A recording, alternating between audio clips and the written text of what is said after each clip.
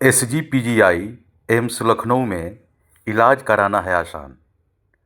गंभीर से गंभीर बीमारियों का यहाँ पर तत्काल इलाज होता है। लेकिन उस इलाज कराने की एक प्रक्रिया है। वह प्रक्रिया क्या है, आइए मैं सबसे आपको बतलाता हूँ। सबसे पहले आपको अपना रजिस्ट्रेशन करवाना होगा। वह रजिस्ट्रेशन या तो आप स्वयं अपने कर लीजिए या इस अस्पताल परिसर के अंदर में, बाहर में सैकड़ों कैफ़े वाले हैं, आप उनसे करा लीजिए। वे 50 रुपये आपसे लेते हैं रजिस्ट्रेशन का शुल्क। लेकिन आप चाहें तो ऑनलाइन आप स्वयं करके अपने घर से यहाँ पर आप आ सकते हैं। इसके लिए आप गूगल में चले जाएँ और वहाँ पर टाइप करें एसजीपीजीआई। जब आप यह टाइप करेंगे तो यहाँ पर देखिए ऑनलाइन रजिस्ट्रेशन का आपका पोर्टल खुल जाएगा। इस पर जब आप क्लिक करेंगे तो एक पेज खुलेगा। इस पेज में इंस्ट्रक्शंस है, उसको आपको फॉलो करना है। इंस्ट्रक्शंस ये है कि जिस तिथि को आप यह रजिस्ट्रेशन कराएंगे उसके 1 माह के अंदर में आपको अपना इलाज करवा लेनी है। यदि आप इलाज नहीं करवाते हैं तो आपका यह रजिस्ट्रेशन फेल हो जाएगा। देखिए, अब से कंटिन्यू करते हैं। अब एक पेज खुला। इस पेज में आपसे एक सामान्य सी जानकारी आपसे मांगता है।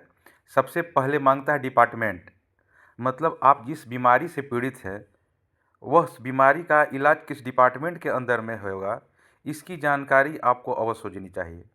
यदि आपने गलत डिपार्टमेंट का चयन किया तो आपका तो रजिस्ट्रेशन हो जाएगा ऑनलाइन में, लेकिन विभाग अस्पताल प्रबंधन के द्वारा आपको देखा नहीं जाएगा। इसलिए सबसे पहले आप डिपार्टमेंट में जाइए और जिस बीमारी के अंदर में डॉक्टर ने आपको रेफ़र किया हुआ है उससे संबंधित बीमारी को आप यहाँ पर सेलेक्ट कर लीजिए। मान लिया कि ब्लड से संबंधित है तो ये हेमाटोलॉजी में हम गए, सेलेक्ट कर लिए। और उसके बाद अब अपना यहाँ पर आपसे आपका नाम मांगेगा, आपके पिता का नाम मांगेगा, आपका मतलब कि सेक्स मांगेगा, आपका डेट ऑफ बर्थ मांगेगा, रिलीजन मांगेगा, आपका मोबाइल नंबर, ईमेल आईडी, आपका पैसा मांगेगा। उसके बाद जब आप आगे बढ़ेंगे तो आपसे मांगेगा कि आप ग्रामीण क्षेत्र के हैं या शहरी क्षेत्र के हैं। उसके अनुसार आपका पेज यहाँ पर आपसे डिटेल आपका मांगेगा, हाउस नंबर, आपका लोकेलिटी क्या है, कंट्री क्या है, स्टेट क्या है, ये सारा चीज़ जब आप भर देंगे तो ये पुनः पेज आपसे एक नया पेज यहाँ पर उसके आगे आप बढ़ेंगे कर्सर के माध्यम से तो इमरजेंसी में किससे कॉन्टैक्ट करेगा। मतलब चूँकि आप गंभीर बीमारी से पीड़ित हैं तभी आप एम्स में आए हैं, तो यदि आपको अस्पताल परिसर में कुछ होता है तो आपका देखभाल करने के लिए जो व्यक्ति यहाँ पर उपलब्ध है उसका डिटेल यहाँ पे मांगा जाता है। जब आप उसका यहाँ पे डिटेल दे देंगे तो जिस डॉक्टर ने आपको रेफ़र किया है, जिस हॉस्पिटल के द्वारा आपको रेफ़र किया गया है, उसका डिटेल यहाँ पे मांगा जाएगा। उसके बाद आपसे एड्रेस प्रूफ मांगा जाएगा कि आपका निवास कहाँ है।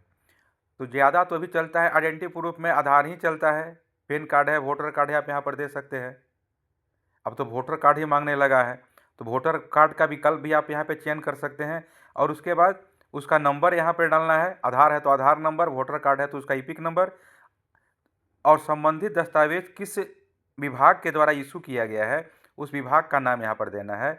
उसके बाद आपको यहाँ पे टिक लगा देनी है और यह जो कैप्चा यहाँ पर दिया हुआ है, इमेज है, उसको यहाँ पर दर्ज करते हुए आपको रजिस्टर पर क्लिक कर देना है। जब आप रजिस्टर हो जाएंगे तो देखिए आपको इस प्रकार का पेज आपको मिलेगा। इस प्रकार से आपका रजिस्ट्रेशन कंप्लीट होकर के आपको देखिए यह पर्ची मिल गई। अब आपका रजिस्ट्रेशन ऑनलाइन हो चुका है। इस प्रकार से आप अपना रजिस्ट्रेशन ऑनलाइन करवा सकते हैं। धन्यवाद।